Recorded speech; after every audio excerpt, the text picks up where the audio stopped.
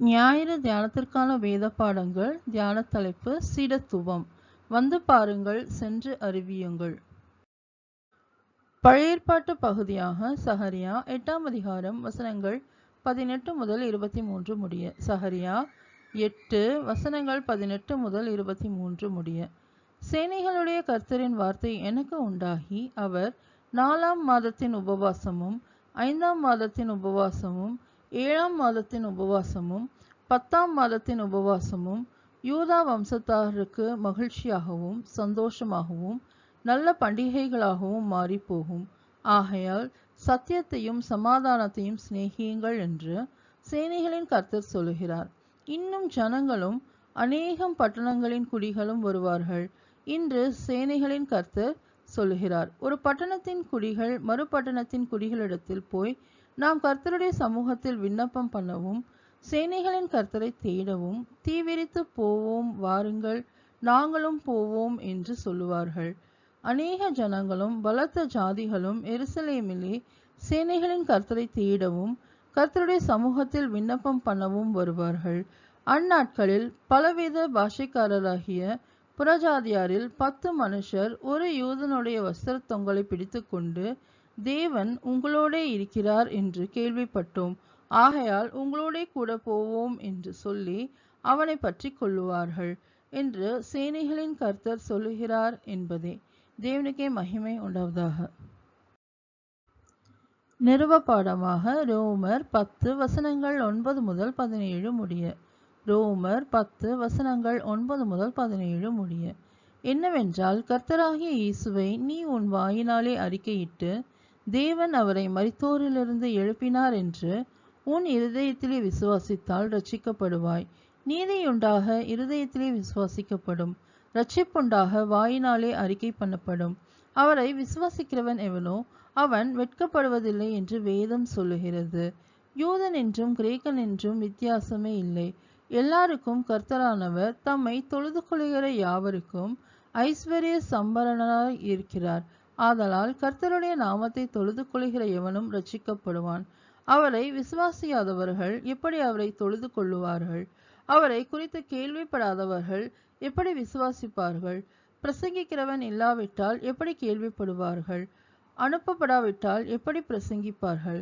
சமாதானத்தை கூறி நற்காரியங்களை சுவிசேஷமாய் அறிவிக்கிறவர்களுடைய பாதங்கள் எவ்வளவு அழகானவைகள் என்று எழுதியிருக்கிறதே.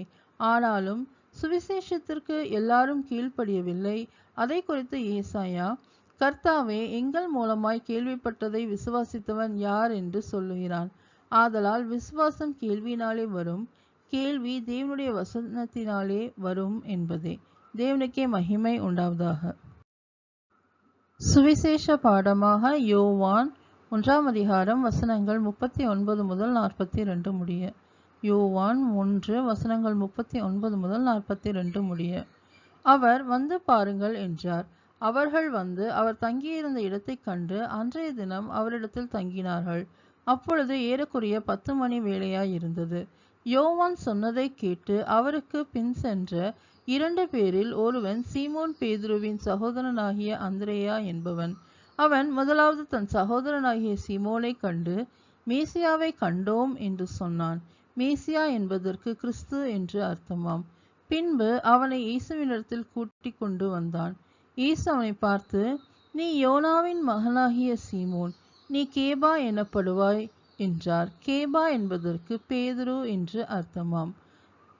தேவனுக்கே மகிமை உண்டாவதாக. ஞாயிறு தியானத்திற்கான சங்கீதமாக சங்கீதம் 66. சங்கீதம் 66. பூமியின் குடிகளே, நீங்கள் எல்லாரும் தேவனுக்கு முன்பாக கெம்பீரமாய் பாடுங்கள். அவர் நாமத்தின் மகத்துவத்தை கீர்த்தனம் பண்ணி அவருடைய துதியின் மகிமையை கொண்டாடுங்கள். தேவனை நோக்கி, உமது கிரியைகளில் எவ்வளவு பயங்கரமாய் இருக்கிறீர். உமது மகத்துவமான வல்லமையின் நிமித்தம் உம்முடைய சத்துருக்கள் உமக்கு இச்சகம் பேசி அடங்குவார்கள்.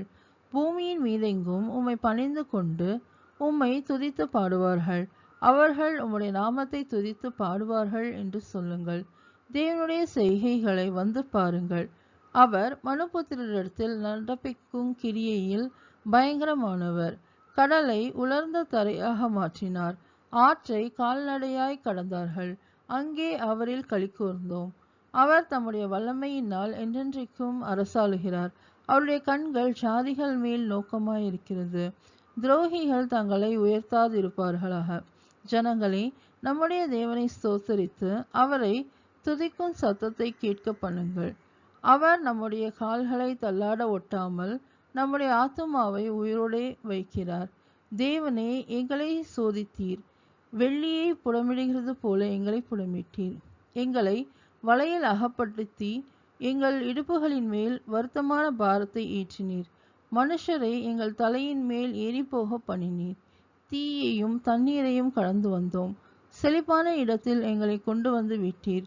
சர்வாங்க தகன பலிகளோடே உமது ஆலயத்துக்குள் பிரவேசிப்பேன். என் இக்கட்டில் நான் என் உதடுகளை திறந்து என் வாயினால் சொல்லிய என் பொருத்தனைகளை உமக்கு செலுத்துவேன். ஆட்டுக்கடாக்களின் நினப்புகையுடன் கொழுமையானவைகளை உமக்கு தகன பலியாக இடுவேன்.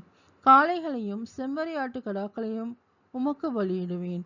தேவனுக்கு பயந்தவர்களே, நீங்கள் எல்லாரும் வந்து கேளுங்கள். அவர் என் ஆத்மாவுக்கு செய்ததை சொல்லுவேன்.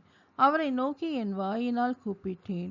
என் நாவினால் அவர் புகழப்பட்டார். என் இருதயத்தில் அக்கிரம சிந்தை கொண்டிருந்தேனானால் ஆண்டவர் எனக்கு செவி கொடார். மெய்யான தேவன் எனக்கு செவி கொடுத்தார். என் ஜெபத்தின் சத்தத்தை கேட்டார். என் ஜெபத்தை தள்ளாமலும் தமது கிருபையை என்னை விட்டு விலக்காமலும் இருந்த தேவனுக்கு ஸ்தோத்திரம் உண்டாவதாக என்பதே. தேவனுக்கே மகிமை உண்டாவதாக.